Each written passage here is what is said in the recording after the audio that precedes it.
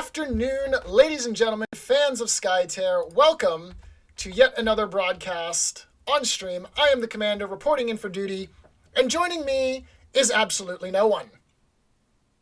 Unfortunately, this is a solo cast, but that's okay. I've done this before, so I have some semblance of an idea of what I'm able to do.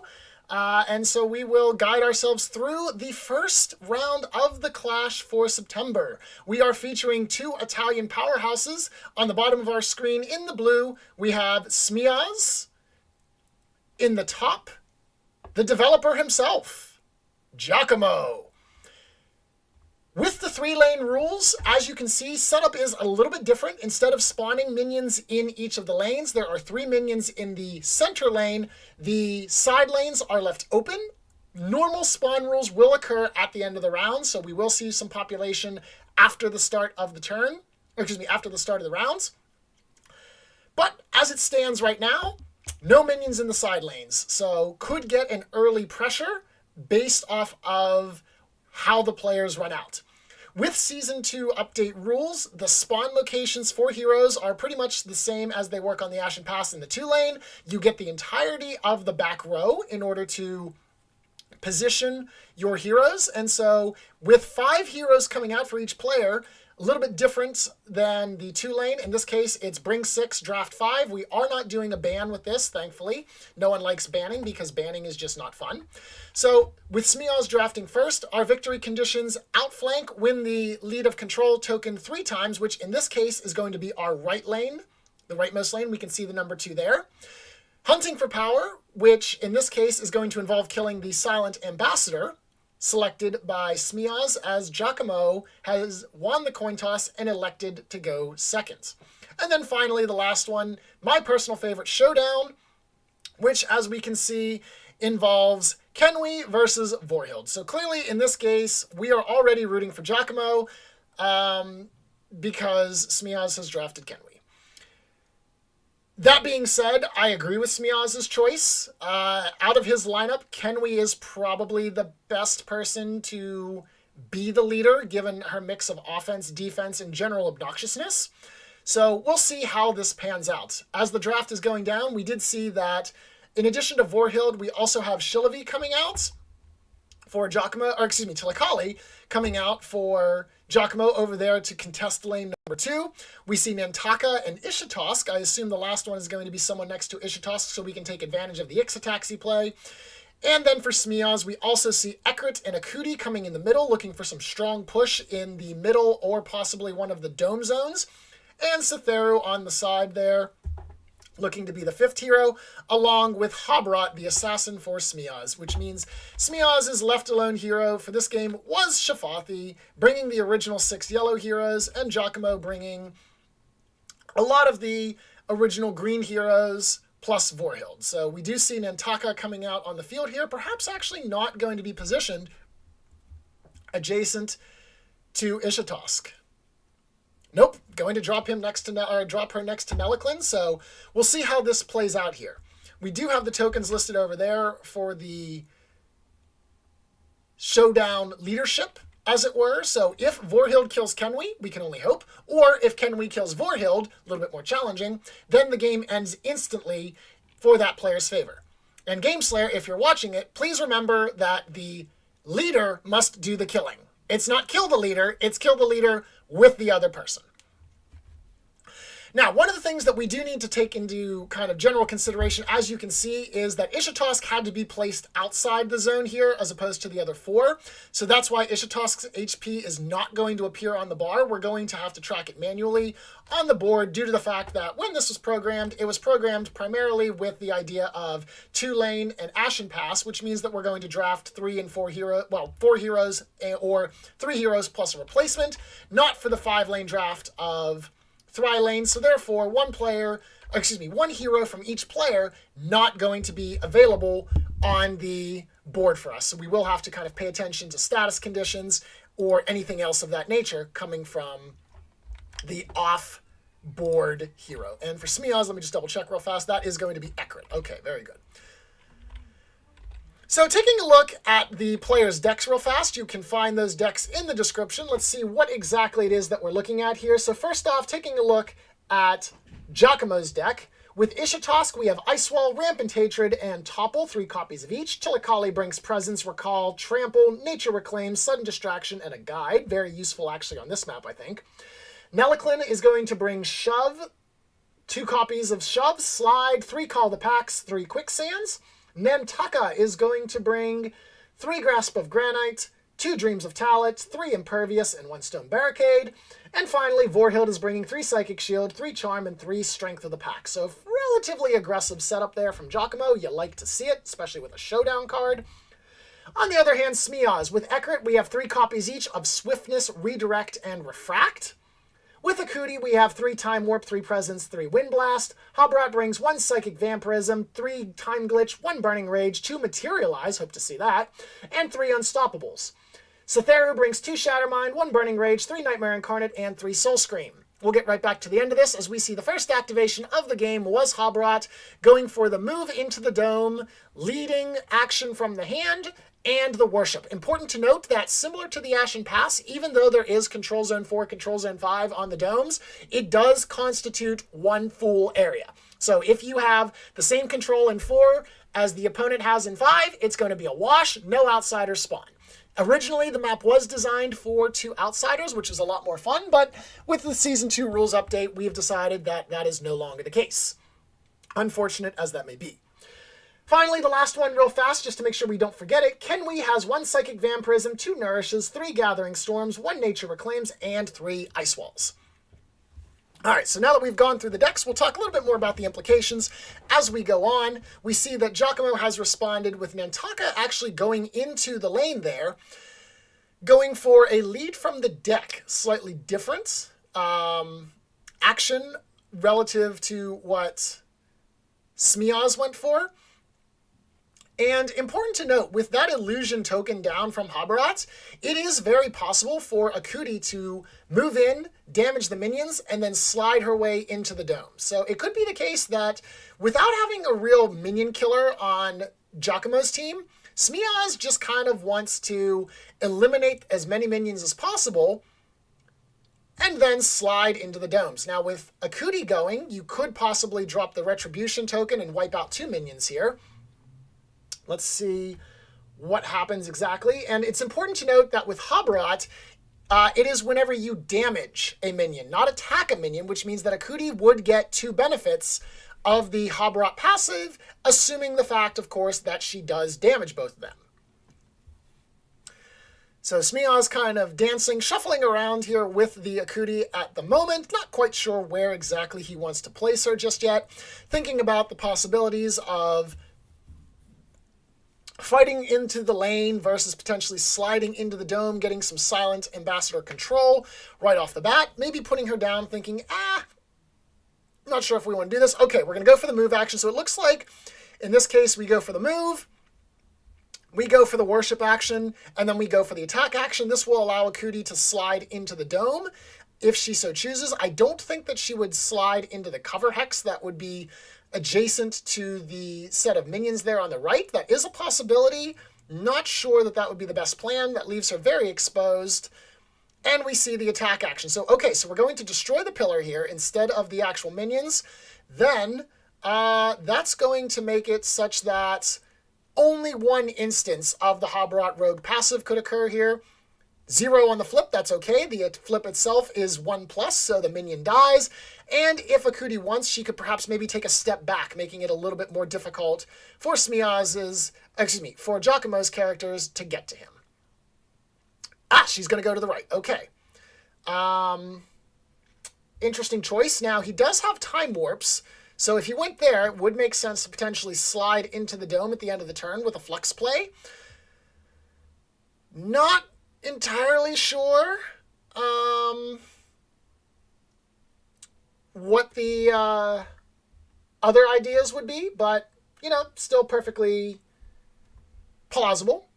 Also, hello there, Tape. Good to see you, all 3 of us. Yep, we are a small, tight group family here. It's, always good to see as many of us as we can get in here. Game has just started, so if anyone's rolling in, not too late.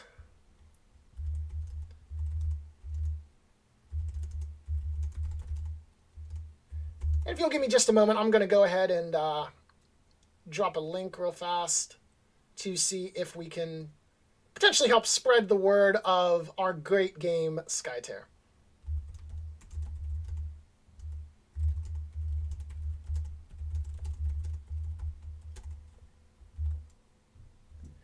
All right, so with that being said, we do see Ishitosk going to start asserting dominance over lane number 1. We see the move, the skirmish action, and the worship action to get into place. Now, of course, due to the fact that the map is so spread out, there are 4 objective points. There's lane 1, lane 2, lane 3, and then, of course, the dome.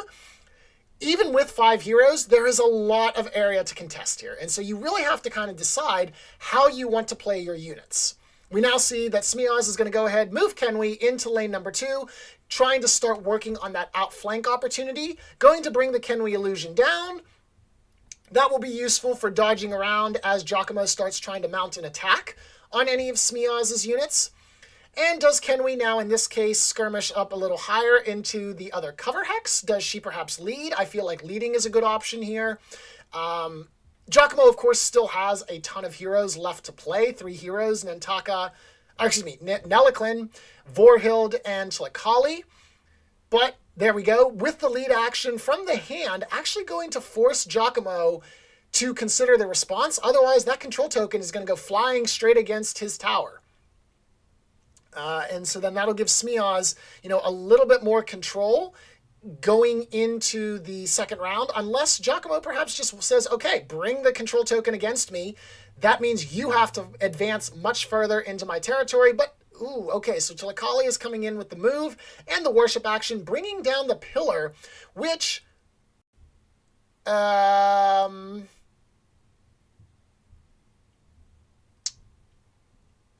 he led when he is 4 away from the control point. Sir, that lead doesn't help control 2. Unless we updated the rules and I missed something, which tape, since I know you're here, please let me know if I did miss something, but that's not in line of sight of the control token. That doesn't do anything. I'm very confused. So I assume I'm missing something here. Because as it stands, that lead action is not useful. Okay. Well, that is something, to say the least. So, Smeoz now going for the move action here. We are going to move... Oh! Are we going straight for the Wind Blast? I think you're 1 short. I think you are 1 short from being able to blast Tlaakali completely across the white line, in which case it would not matter at all. If the control site token was there, because the white line would prevent it. Nope. Okay, looks like we're just going to go for the very classic wind barrier on the minions. Looks good. We move Ekrit, we worship with Ekrit, we attack with Ekrit, bah, kabang, boom, there go the minions. Dead minions. We're going to take out 1 minion, we're going to take out 2 minions.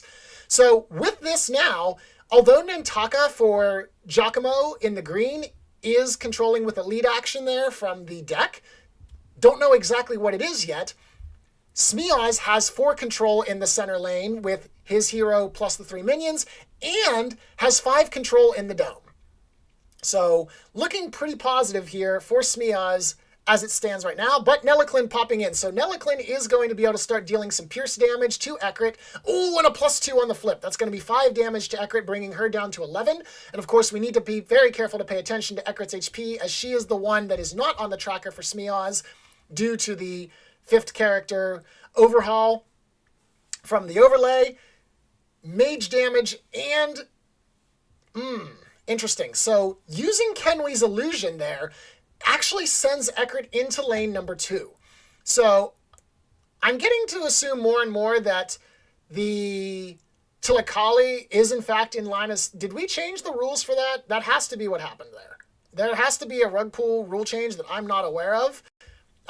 Because otherwise I'm not certain why you would necessarily want to send Ekrit there, unless the idea is to prevent Vorhild from also being able to target Ekrit, which would make sense. Vorhild is going to be able to do a fair amount of damage, given that she is a marksman class hero, although Ekrit does have a little bit of armor. Nelaklin did ignore the armor there. Vorhild won't ignore Ekrit's armor, but still able to deal 3 and 2 flips gives you a better chance of hitting a good card. Got to make sure that you keep Ekrit safe, as she is going to be necessary to control the lanes if you want to try and apply lane pressure against Giacomo. All right, finally, the last activation here of the turn for Smeoz. Cytheru is going to march in. Always a good idea to... Oh, and Cytheru is going to drop a time glitch. All right, time to start bringing the cards up on the screen. Time glitch is probably one of my favorite cards, of course, being Yami's #1 fanboy. That makes sense because time glitch gives you swiftness. Or it gives you fast, rather. So, in this case, Cytheru is going to charge in 5 hexes. Still not enough to get in range of Nelaklin, but is going to be able to skirmish a little bit closer, gets 2 closer, and is now going to be able to attack Nelaklin. So we go for the attack action there. 3+1 on the flip. Very nice. Brings Nelaklin down to 10 hit points. Good start, bringing down some damage there. Again, not necessarily a winning objective by killing Nelaklin in this case, but it's always good to remove your opponent's heroes from the map. Dead heroes can't lead, dead heroes can't control zones, and from there you can just kind of snowball the map. So both players trying to start softening up their opponent's hero line in order to take advantage of capitalizing on them a little bit later, and trying to gain some sort of control efforts when it comes to the outflank category. All right, the last activation of the round then does belong to Giacomo, so we are going to see Vorhild's deployment here at this point. Now, Vorhild could go into the dome and shoot Cytheru.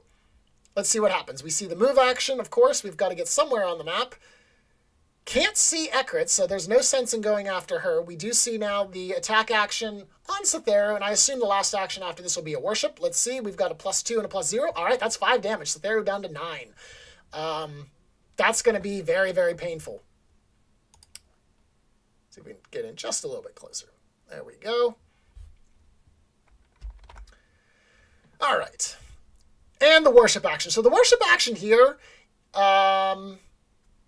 actually very twofold for Vorhild. It does allow for a pillar to be placed, and then normally you would be able to deal a 1-point chip damage, which would be relevant against Cytheru. However, again, Kenwi Illusion, the main reason that I hate her, allowed Cytheru to step outside of Vorhild's line of sight, and so therefore, as a result, no additional chip damage can be done. Now, the blue component of the worship action will allow for a shape-shifting action to occur, presumably upon Vorhild herself. Oh, it was actually put on Nantaka. Interesting. Okay. So Nantaka can now not actually be moved. So, lane resolution time. Giacomo wins by 1. Sends the control token 1 point towards Smeoz. And now we spawn the minions. So now the minions start to get populated in the lane. 2 minions for each player. Of course, Giacomo does get the control token to advance 1. Now, this control token here should just go flying because Kenwi leads with a 3, and Tilakali... why are we checking Nantaka? Okay, we're just checking everybody. Yep, I think Smeoz is calling it. That control token should go right up against the tower because that Tilakali is not in line of sight. Okay, so I didn't miss anything. Just a minor misplay there from... Well, it could be a major misplay, actually. So I was not, rug pulled on the rules. I try to do my best to keep up with those because otherwise, why would I bother commentating if I don't know the rules myself? So Giacomo now has the control token pressed against his tower, but again, 2 minions on each side does give him some protection, and Smeoz now has to go deep into the enemy territory in order to further contest that. Now, in the mid lane, this is a little bit more interesting here. It looks like it's actually going to be a push here, as Nantaka was able to equalize. I believe I did see a 3 before it faded away. So, no card won. However, Smeoz does now have a very large minion advantage. Now, that can't cause any tower damage, obviously, given that the control token is still 4 away from the tower in that lane, but does make it substantially harder for Giacomo to be able to control lane number 3, which gives Smeoz easy access to card draw. And whenever you're dealing with 5 heroes, card draw is very, very important. So now with that, we do have to do one final check there. I do believe there is, okay, so we have the Nantaka with Neliclin with a lead of 3. And so as a result, Habrat also led with a 3. So the dome is actually going to be a draw. No outsider for either player. We move into round number 2. And so now, this is where hopefully things start to get a little spicy. We've moved the minions around. We've kind of, established territorial dominance, more or less. So let's see what happens here. Smeoz does get the first activation of the round. Whom will receive the blessing of Lord Smeoz? Will it be another Akuti move? Will it be Habrat first off? Habrat not really in a very good position here to take advantage of, well, really anything. His rogue illusion would allow him to move a little bit more if he were to attack the minion, but as it wouldn't give you line of sight to Neliclin, it would then make Akuti's illusion a little bit harder to use. Do you perhaps send Habrat over into lane number 1, help try to stabilize that lane, or do you just kind of let that one fall while you work on lane number 2? These are the questions that Smeoz is going to need to consider. Due to the fact that outflank is a victory condition, but left breach or right breach, I guess in this case would be from Giacomo's perspective, is not an issue, Smeoz may just be content to let Ishitosk do his thing over in that lane and just say, whatever. I'm going to concentrate on taking over lane number 2, taking over the dome, and applying pressure in your central area. Smeoz is going to take a think here or two, which of course is, very important for the Thry-Lane maps. There's a lot of decisions to be made, a lot of work put into the thought process, given that there are so many more things to consider. Ashen Pass, one of the very simple maps, everything's kind of close-knit, tightly together. Pretty much everyone affects everyone, or can affect everyone, relatively speaking. Thry-Lane, a much, much bigger map, so when you spread out your heroes, it's not necessarily the case that their passive effects reach each other, or that they're able to come to one another's aid as easily. So you have to position early on and decide, what kind of strategy exactly am I going for? Is it a proactive strategy, or is it a more reactive strategy, right? Are we going to assert dominance and control the board, or are we going to react to what our opponent's going to do? All right, we're going to use Akuti. So the interesting thing about Akuti's illusion is it doesn't actually require line of sight to use the... Okay, I see what we're doing here. No, I don't. We are declaring the word. Okay, yeah, that makes more sense, because you can only target the minion that's directly on the control point from where you stand. Okay, so he's going to move Akuti up. Okay, that makes more sense. Because before, from where it stood, that not so great. All right, so we're going to go ahead and attack that far minion over there. That makes sense. We kill the minion there with the -1. Ooh, you love to see the -1 on the flip there. Because it doesn't really matter, not being disarmed, we're good. And the +1 on the flip there. Had those been reversed, we would only have 1 dead minion. Now with the Habrat illusion, Akuti can choose to move up to 2 hexes. So will she slide into the dome? Will she slide back in on the lane? Or is she just going to stay put? If she goes into the dome, she's got Neliclin and Vorhild waiting to shoot at her. And now, granted, she does have her armor to help protect against Vorhild, but okay. We're going into the dome. We are exposing ourselves to volleys of damage. Oh, and we're going to play a Gathering Storm. All right, we haven't seen Gathering Storm for a while.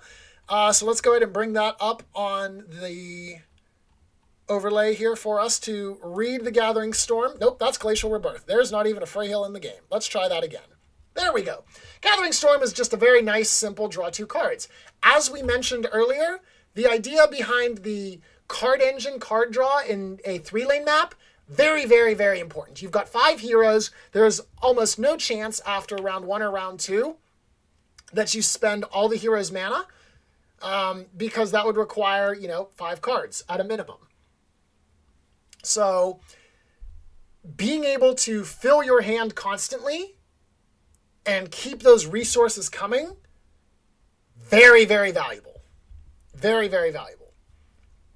Which is why I think that cards like Skytear Drain, which forces your opponent to discard 2 cards, also very helpful here. If you can hand crush your opponent, then, they don't have as many resources to work with. They're kind of struggling, and then you just do whatever you want with your heroes. All right, so, Nelliclin's going to deploy a Call of the Pack. Okay. So Call of the Pack, let me bring this up for us. Call of the Pack means spawn a friendly minion. Then if you have fewer minions than your opponent does that are adjacent to the target control point, you go ahead and spawn additional minions.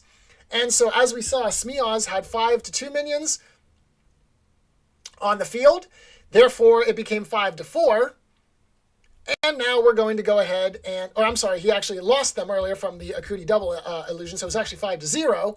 Then it became 5-2 as a result of the Call of the Pack.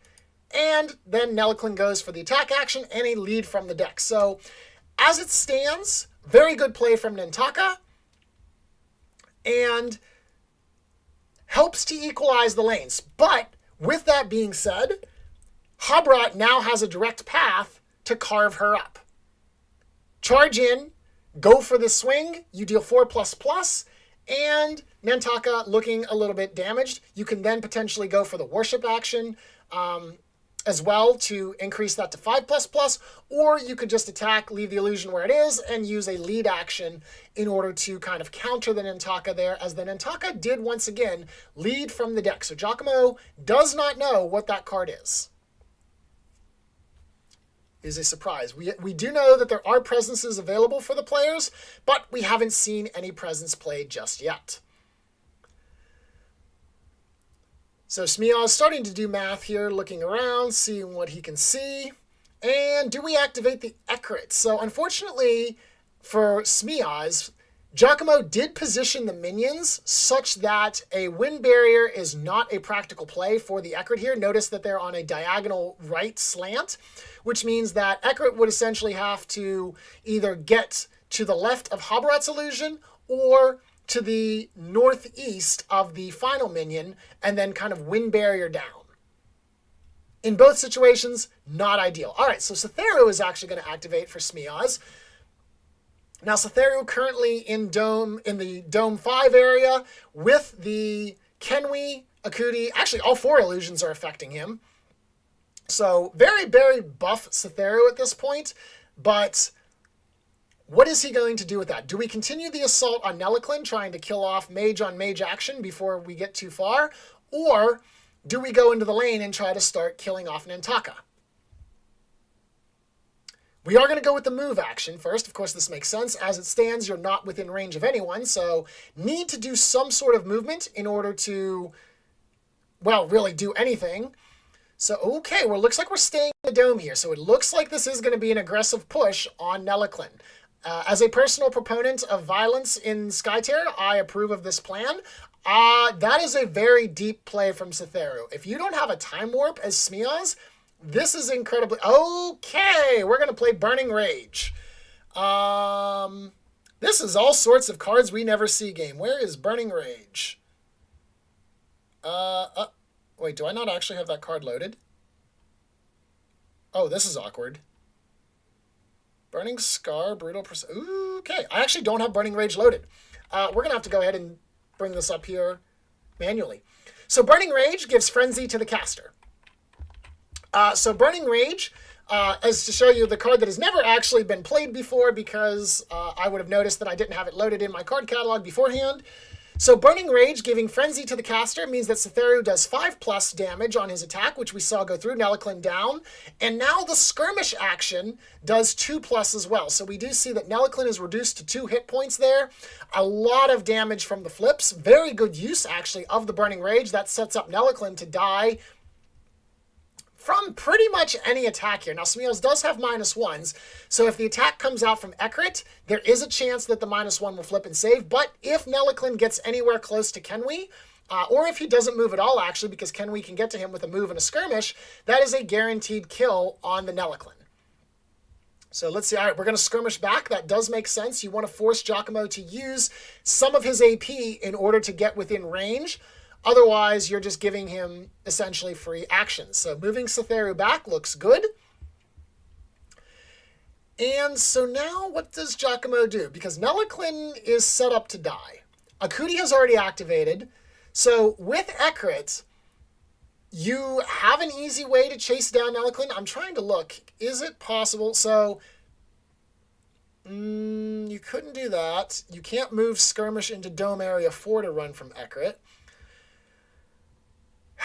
Yeah, Nelaklin, if Giacomo doesn't have any kind of healing available, remember that we do have the recall card available to him, which I don't think I've ever seen anyone use, but could use that to heal. You could use the... Nope, you don't have that. Okay, yeah, recall is basically Nelaklin's only way of healing here. And interestingly enough, going to activate not Nelaklin. So if Nelaklin dies, that means that he will be able to respawn in round number 3. So we'll see how that reflects on Smeoz's play. Meanwhile, Vorhild going for another attack on Cytheru, dealing 5 more damage to Cytheru. Dealing Cytheru 5 damage, but because of Akuti's illusion that Akuti is standing on, Cytheru does get +1 armor. Therefore, taking a net of 4 damage, bringing Cytheru down to 5 hit points. Going for the worship action, and of course moving out of line of sight there. Not that it would matter with the extra illusion down, or excuse me, with the Akuti illusion down, not the extra illusion, but with the Akuti illusion down, that ping would not damage Cytheru anyways, so in this case, just kind of tucking in and getting behind Akuti. Now that being said, this does present an interesting challenge. Ooh, and the presence coming out from Vorhild. So presence is going to give Giacomo +1 control in this zone and allow a prediction action to happen. Take a look at the top 2 cards, see if anything good there allows him to lead from the deck with a little bit more confidence in what exactly the value of his lead action is. And so once he looks at those, we'll see if he goes ahead and discards anything or not.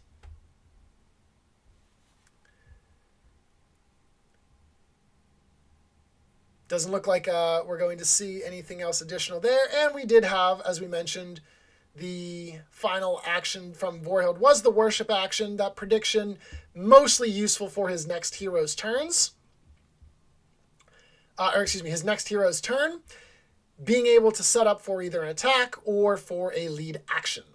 All right, that being said, let's go ahead and move back to Smeoz now. Smeoz has a choice to activate. Do we kill off Nelaklin before he kills off Cytheru? Because in this case, very likely that Nelaklin can kill Cytheru with the move, possibly the attack, or definitely, almost certainly, the attack plus skirmish.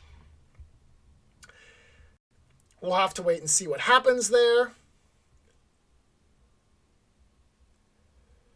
Now, Kenwi is in an interesting position for Smeoz. By moving, you can move her up and get her within range. Let's see what happens. All right, so I think that Ekrit is activating here.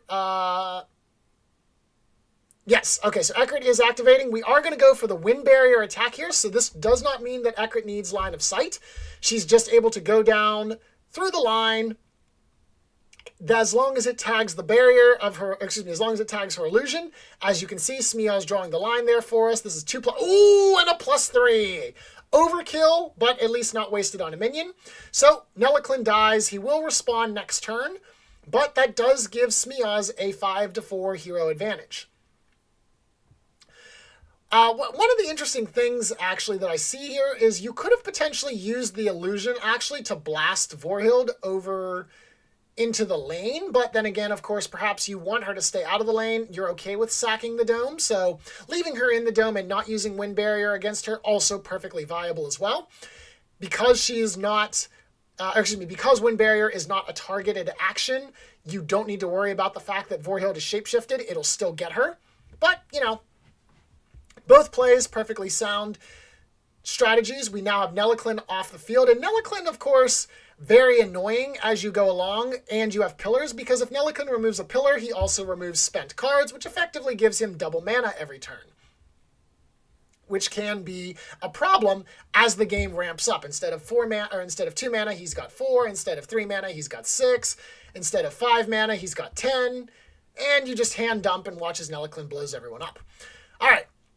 Tlacaali is going to activate. Okay, so Tlacaali is going for the skirmish action here into the dome after with the move action as well. Looks like Giacomo is going for a dome pile / Cytheru kill. So he has predicted this attack here.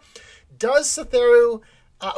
there's the +3 as well. Now, luckily, the armor does keep Cytheru alive. +1 HP from the armor. +1 armor from the illusion means you're left with 1 HP. And, of course, now we are going to run away. By which I mean we're going to actually take a step back. So Tlacaali already used her skirmish action to get into the dome, which means that no need to fear any additional damage. Call of the Pack, Strength of the Pack doesn't work in the dome because no one has line of sight to minions, so that doesn't do any damage. Tlacaali isn't Freyhill, so you can't damage her with any healing cards. Giacomo doesn't have access to Topple. Topple doesn't do damage anyways. So really, there's no reason not to stay in the dome as Cytheru. The last remaining hero for Giacomo is Ishitosk, and there is no way that Ishitosk can get there unless you do a move. Then you worship onto the token, and then you skirmish Cytheru, which actually would work. And so that's why we're going to pull the Great Wall of Kenwi out. So, going for the attack action on Tlacaali looks good.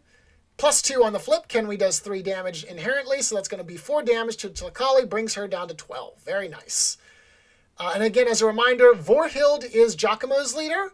Kenwi is Smeoz's leader. As you can see over on the far left side of the screen, that's what the tokens for Kenwi and Vorhild represent. And so now with the Great Wall of Heroes, there really isn't a way for Giacomo to get to Cytheru with Ishitosk unless a Dream of Talent play comes down.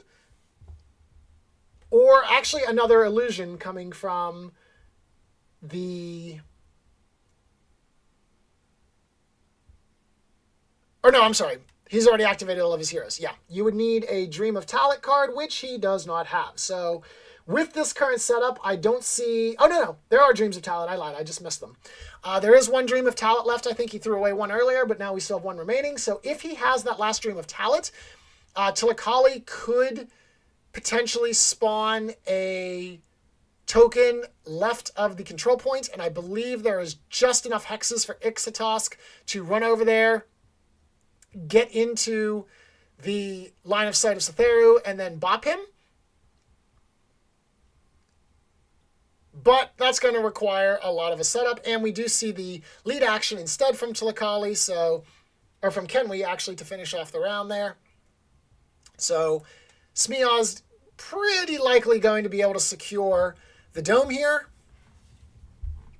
Let's see what Giacomo does with the Ishitosk, his last hero. And then, of course, Habbarat gets to activate as well, which means that it is actually entirely possible that Giacomo just kind of gives up lane number 1.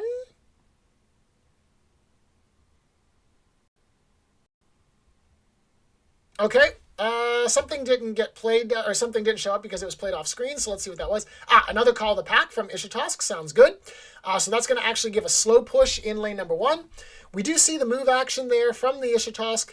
Does the Ishitosk now go for a worship play? You could make your move... Okay, so we're going for the lead action. So... You've made 2 plays, I think. So therefore, the lead action... Okay, this one is from the hand, so he does know what that is. That makes sense. So we do have a lead action, so we have 3 and 3. So now the question is, does Habarat stay in the dome? Or does Habarat go into a lane or something of that nature? Now, you could attack the minion, but Nantaka does have a lead under the hand, so if that's a 3 mana under her, that would result in you ending up losing the lane by 1 if you killed the minion and then fled as Habarat back into the dome. You could, of course, just contest lane number 1, bring Habarat in, kill a minion, and then lead or just, sit there. That would also give you, again, you have the potential for tying. If Nantaka has a 3, that would be a 5-5 split if you don't lead with Habarat, but given that move, attack, and lead seems to be the best option if that's your route going, I don't think that's a likely occurrence. You could, of course, also send Habarat into lane, or you can just teleport with Materialize. Also an option. So I said I wanted to see it. You love to see it. All right, so Materialize. One of the new cards from the Breach. Place the caster on a hex containing a friendly illusion anywhere on the battlefield. So we're going to go ahead and teleport Habarat all the way over across the dome. And oh, hello there, Tilakali. How's it going? What is poppin'? Now, of course, Vorhild is shapeshifted, which means Habarat cannot target her without getting rid of the condition first. And I don't believe that Smeoz has any of the release the spirits. No, he does not. He does have condition removal, but oh no, he doesn't actually. Nope. He doesn't even have condition removal. Yeah, no damage on Vorhild. That's not going to happen. So in this situation here, we do see the worship action bringing down the illusion. And the attack on Tilakali, this is going to be 5++. We see +1, so that's 6 minus her armor. Brings Tilakali down to 7. Ouch. That's going to sting. So Habarat going in with the blazing swords there. Setting Tilakali up actually for potential execution on the play. If Smeoz has the Blades of Thunder, or excuse me, the Blades of Lightning in hand, which is Habarat's ultimate, Tilakali easily dies next turn. At the start of next turn, because Smeoz does get to go first, and a attack plus lightning blade combo will 100% kill Tilakali. Blades of Lightning deals 4+, attack deals 5+, so that's 7 damage, and then 3 flips, of which we take 2. So after the armor, the 7 damage, it's obviously 9 damage, -1 armor, -1 armor. So Tilakali guarantee dies. After that, exchange there, pretty much. Vorhild would also take a substantial amount of damage, as you don't need to target, so even though she is shapeshifted, the Blades of Lightning effect would go through her, and we're just going to move. Okay, so this also makes sense here. So Smeoz either has done the math and says that, okay, I don't care about the dome, or has conceded the dome, and says, I want the lane instead, because, again, outflank is a victory condition. So, given from the math here, I think that Giacomo should win the dome. It's, oh, no, never mind. Akuti is going to play Time Warp. Never mind. So, we're going to see some Time Warp action here.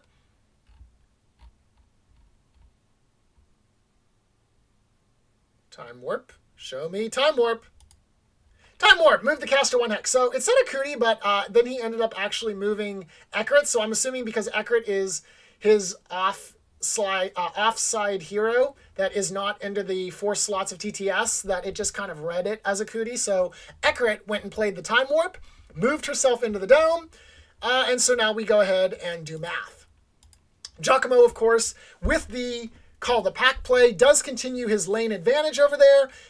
Obviously, Smeoz has the minions there, so it does defend 1. Giacomo now leading in lane 1, 5-3. Smeoz also likewise going to continue pushing his advantage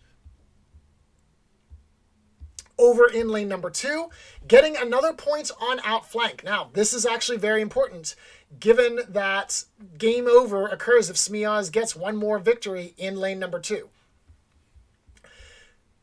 In lane number 3, we have a small win by Nantaka there, 1 point. Going to kill off one minion, move the control token towards Smeoz by 1. Great. Not particularly worried about it. And now for the outsider. So we see the flips. Looks like we have another tie. No more outsider action. Tragic and unfortunate. 2 rounds, no outsider. Feels bad, man. But that is the way the cookie crumbles. All right, Nelliclin is going to respawn, bring him back. He did die before he was able to activate, and so therefore comes back the next turn. Going to respawn over here for lane number 2. This makes perfect sense. The problem here actually is because of the structure. Let's go ahead and look at this a little bit more carefully real fast.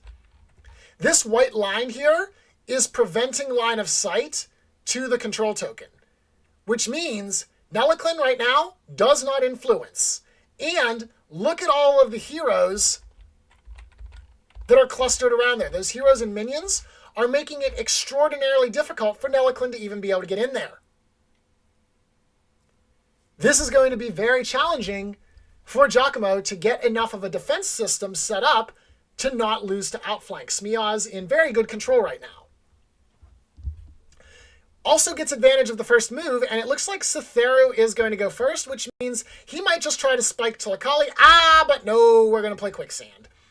And so Quicksand, I actually forget how that works, so we're going to need to bring that card up here. We're seeing a bunch of cards that we don't normally see, which is really, really cool, actually. So Quicksand, here we go. Place the AoE or target hex, apply slow for each hero hit. We saw where the slow went down there from the ping. Basically, everyone who is not Habarat just got Quicksand, which suggests to me that a possible grasp of Granite is on the horizon here. Going to try and lock down additional movements. Very, very possible. That being said, let's see what we have here.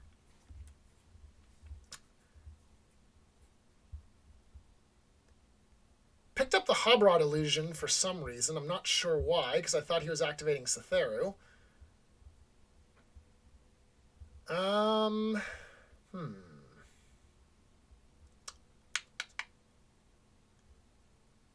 We are thinking. We are thinking. We are still thinking.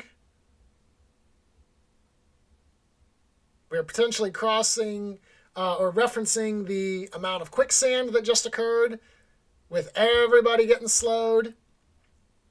Nope, we're going to play Nightmares Incarnate. Okay, we're just going to spike. Tilakali.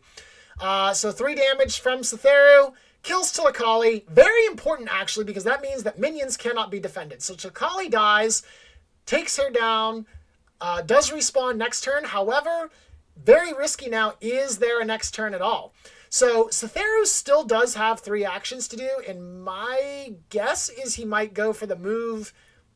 See, if I were Smeoz at this point, you could just move, skirmish, and then hide in the cover hex.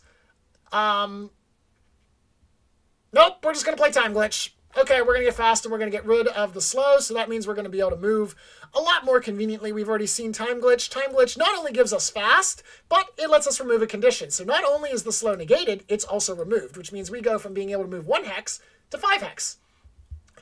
And so now we're going to see. So the first thing that we're going to do is we've already done the attack action to bring Tilakali down. We finished her with the Nightmares Incarnate. Now we're going to go for the move action. We're going to go speed. Okay. Interesting that we go there and not over a little bit more and try to hide in the cover hex. But, okay, so we do have an illusion coming out. So there is some potential shenanigans afoot for the illusion. You like to see it. I'm not entirely certain what you can do with 1 mana here. Although I think Smeoz actually still has the Flux, if I'm not mistaken. So he could potentially pop the Flux and do another Time Glitch or something. Which would actually be really cool. So we'll see what happens here. All right. Let's see what happens. Vorhild is going to activate. So we are going for the skirmish action against Kenwi. Not going to do any damage because she's within range. Oh, no, she's not in range of illusion. So there is a chance for some damage here. We do need to see a +2. And we do see a +2. Kenwi takes 1 damage, which is far less than she needs to take in order to die. All right, so Kenwi now, of course, going to pop her way up there to continue to circle around. Makes perfect sense. I assume the play here then is to declare an attack on Cytheru, and then Cytheru is somehow going to respond. Or Ekrit is also going to somehow... Well, no, the illusion isn't in place for wind-bearing people away. So we are going to declare the attack action. Not targeting Cytheru. Okay, that's also true, because even if you kill Cytheru, if you lose the lane, you lose the game. So this actually makes some sense. All right, so we're going to kill that off there. Now, it could be the case that Vorhild has a Call of the Pack, or excuse me, a Strength of the Pack, which she uses to kill Cytheru. That's also a possibility. We'll see what happens. Oh boy, here we go. Akuti's going to use Cytheru's illusion to do some weird shenanigans. So Cytheru's illusion gives him +1, and okay, so we're going to go ahead and worship.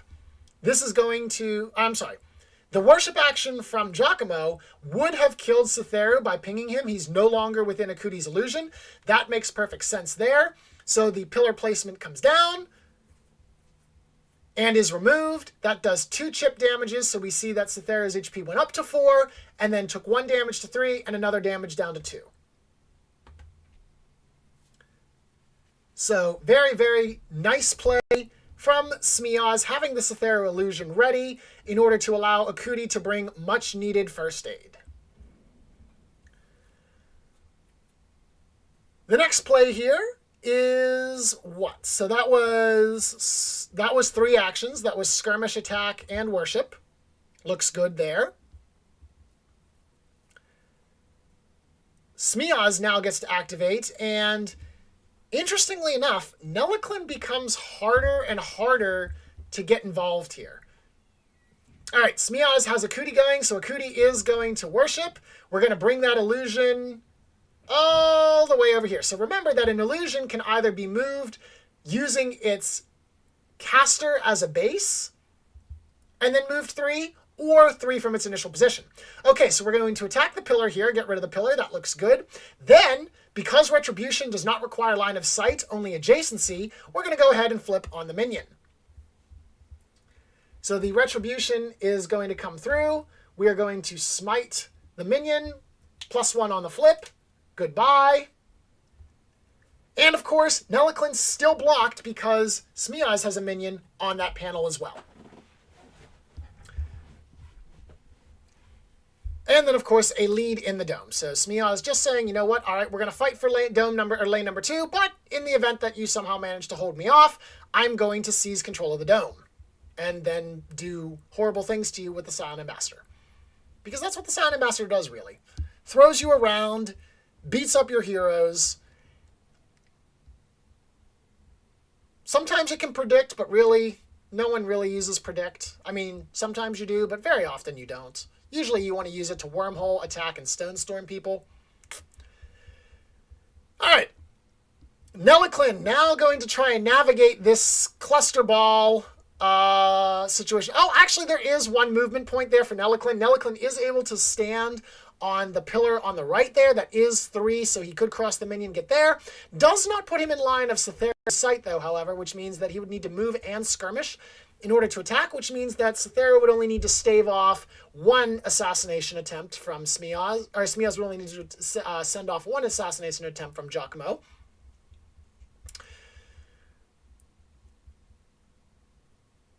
Oh, nope, we're going to change plans. We're going to activate Nantaka. All right, so Nantaka is going to attack the minion. That is a lot of damage. Ooh, a +3. So that is a grand total of about 10 damage to that minion. 9 damage. 9 damage. That poor minion. There are not even remains left for that minion to send home to its family. The minion was essentially vaporized. We have a lead from deck there into the dome, trying to counter off. Again, because you can contest the dome as 2 parts to the whole. No need to get confrontational. Go ahead and lead there. Interestingly enough, I wonder if Ishitosk goes and taxis Nintaka over to lane 1, and then they try to just insta-give the tower and then try to survive till the end of next turn, because in that case, the idea is I destroy the tower, this lane resolves before lane number 2. Therefore, if I can blow up your Nexus next turn, it'll be done before you get the outflank control. And so Smeoz probably factoring this into his calculations. The trick here is that Vorhild can still be flung into the dome from her positioning, even though she's been, okay, Kenwee's going to play Swiftness. Nice. So Swiftness is the other 1-mana card. I actually prefer Swiftness a lot more just because of the other benefit that Swiftness gives you.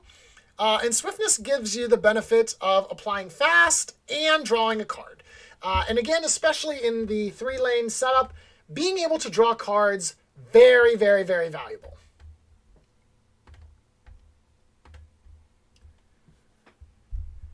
So the fast, in this case, will negate the slow, so Kenwee gets normal movement, moves 1, 2, buckle her shoe.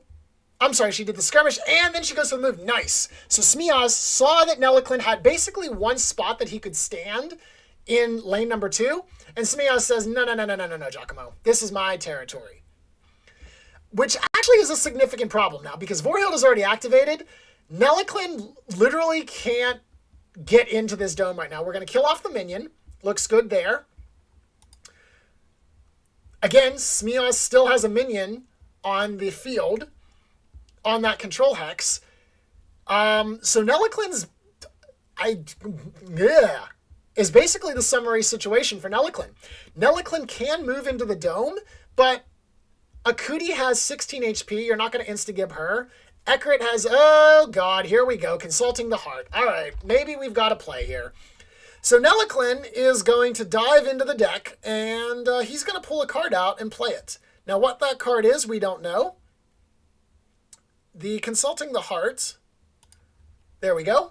Search your deck for a power card. Of course, it cannot be another Hero's Ultimate. We unfortunately made that ruling way, way back in Season 1 because of all the shenanigans and problems that it caused, which was tragic and unfortunate because I thought it was one of the funniest cases whenever you played Akima's Demonic Possession from Nelliclin, and then all of a sudden Akimo goes berserk. That was pretty funny. All right, we're going to play Topple. This actually is an excellent play and probably one of the few ways that Giacomo can actually get out of this. So Topple,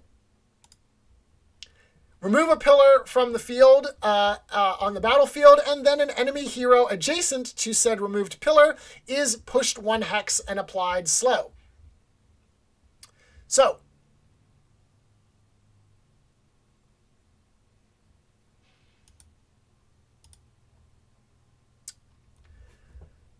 oh,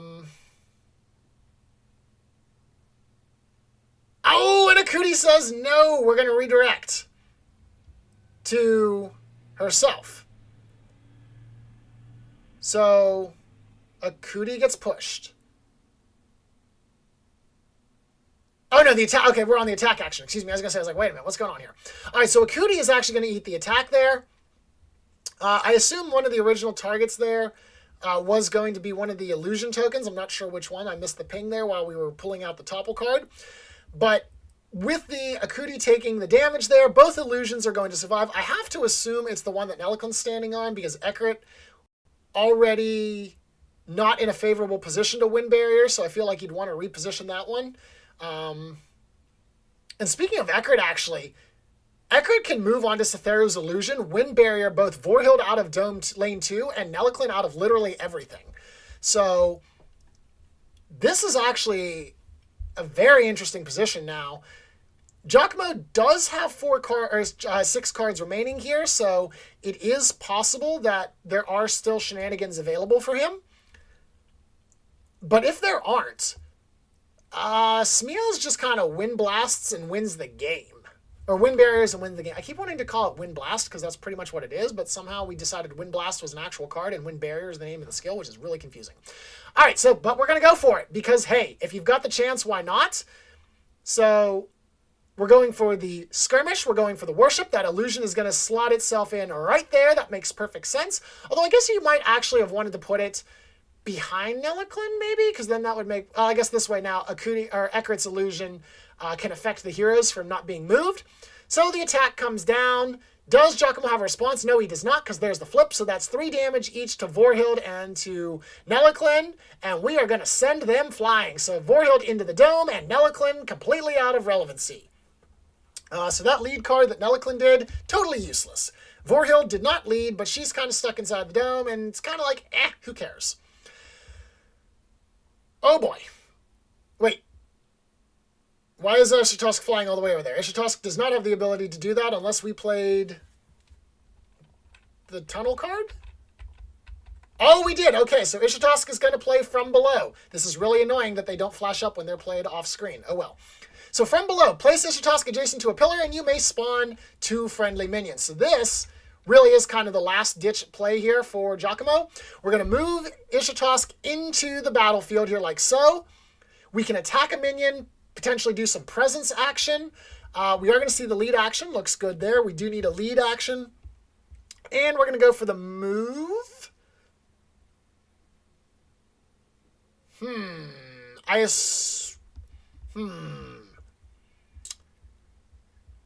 Okay. But why? I was going to say that you walk right into Ekrit's Eye of the Storm with that play. That was 100% an okay, but why? So Eye of the Storm is going to blast. Yeah, that I don't know about that one, Giacomo, because Eye of the Storm is going to blast you 2 squares if you are adjacent, or 2 hexes if you are adjacent to Ekrit's illusion, which unfortunately Vorhild still was. Where is I? Okay, there it is. Thank you. Let's take a look at that. First of all, Ekrit cannot be targeted from the attack. You usually don't use it for that, but what we do use it for is the illusion. So Vorhild completely blasted away, and now we're putting Ishitosk back where he was.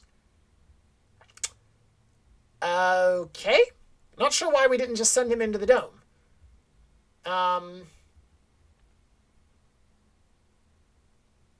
Oh, because that would be a push. Right, it's a push. It's a push action, and in that case, that wouldn't constitute a push if you sent it into the dome. And with that being said, we have agreed that that is going to be game by Outflank. Good game. Smeoz has collected the 3rd point. Let's go ahead and chat with the players then.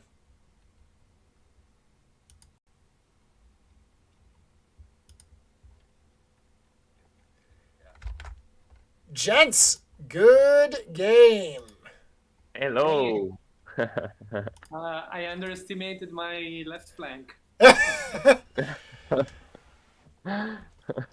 I mean, there is a very good value that in the first turn, Giacomo has put Trakari here, but it's 4x. Yes.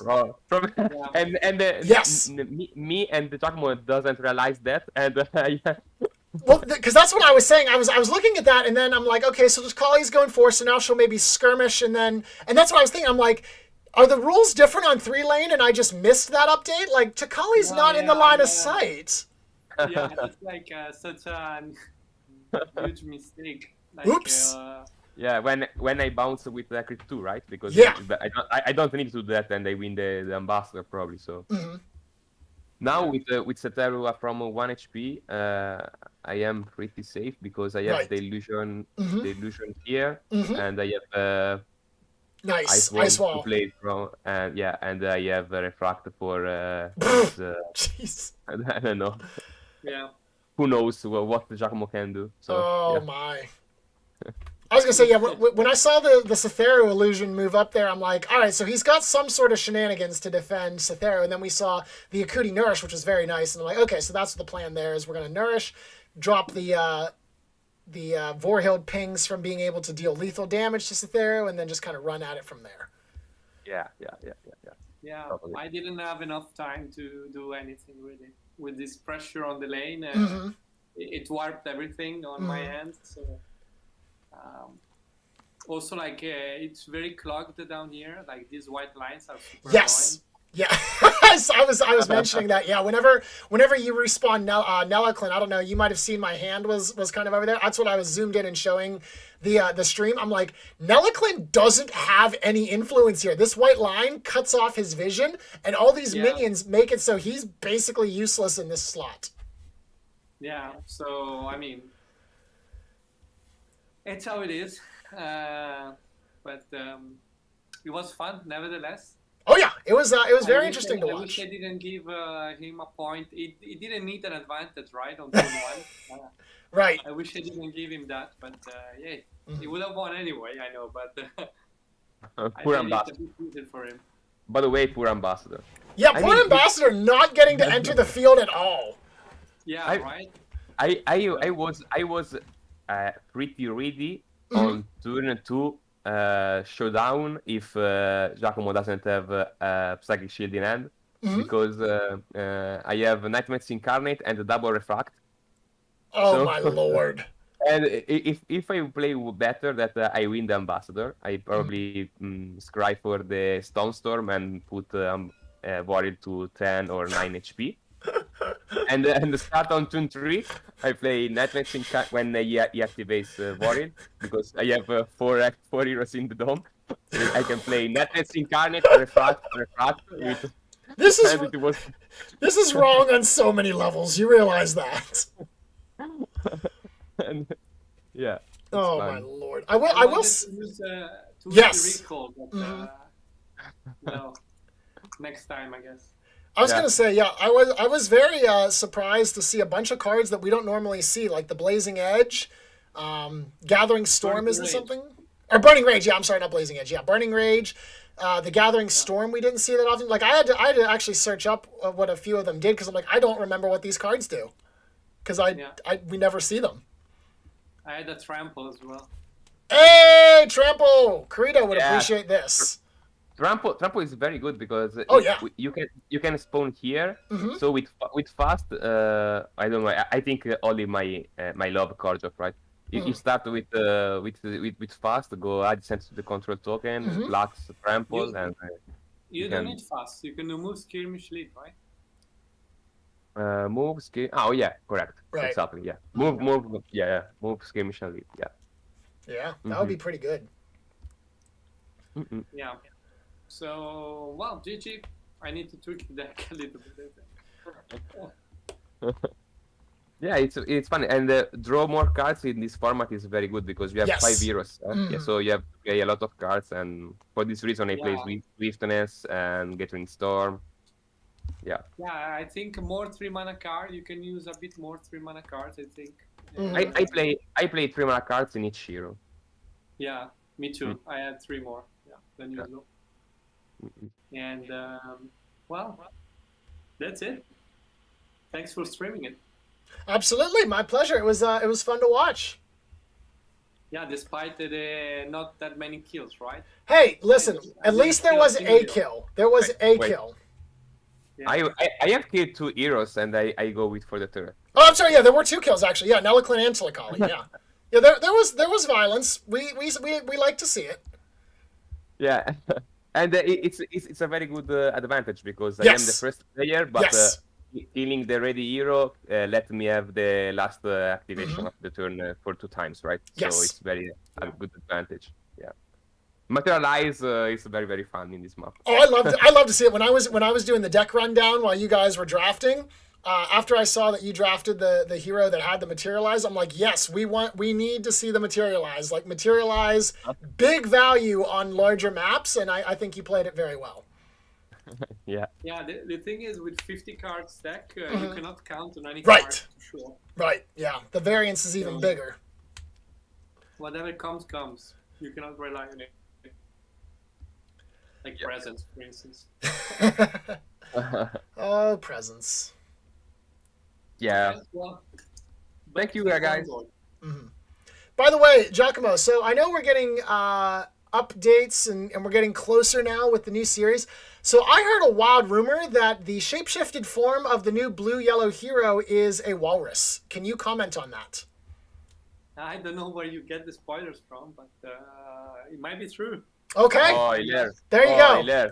Oh, yeah. Well, you know, there is a bit of an issue though that in the fact that the two upcoming heroes, none of them are blue. So That's okay. We don't care about blue because we are all about red. We are all about the red team. Green, red, red, green feels good. Yeah, two red green heroes. None of them is a walrus. I should hope not. Yep. That would be really awkward. I've heard rumors of the development cycle of the green-red one and what a bunch of the changes that it's gone through. So I will be awaiting to see what the final result is because I've heard some of them have been very interesting. Yeah, I don't even remember them myself. Ah, well then. So much that I forgot them, which version we actually printed. So it's gonna be a surprise for me as well. We're just gonna we'll just throw them into the bag, hit the R button a couple times, draw one, and hey, this is it. We're running with this version. Go. Yeah, pretty much. To the manufacturers. Right, 8,000 copies. Let's go. All right. All right, and if you haven't pre-ordered your copy of the upcoming expansions, get your subscriptions into the Team Covenant. They are coming. We're looking at, I think you said Q3 release, potentially at worst around late November if things are unfortunate. Right. Late November, I think we're gonna put out a date real soon. Mm-hmm. We wanna be safe, so it's sure. likely end of November. All right. Likely. There you go. Just in time to grab the new set and teach some of your family at Thanksgiving if you're in the U.S. Exactly. All right. Well, thank you very much for joining us, everyone. Smeoz, Giacomo, thank you very much for the entertaining game. It was great fun as always. And ladies and gentlemen, we'll see you guys next time. Take care. Bye. Okay. Bye-bye. See you.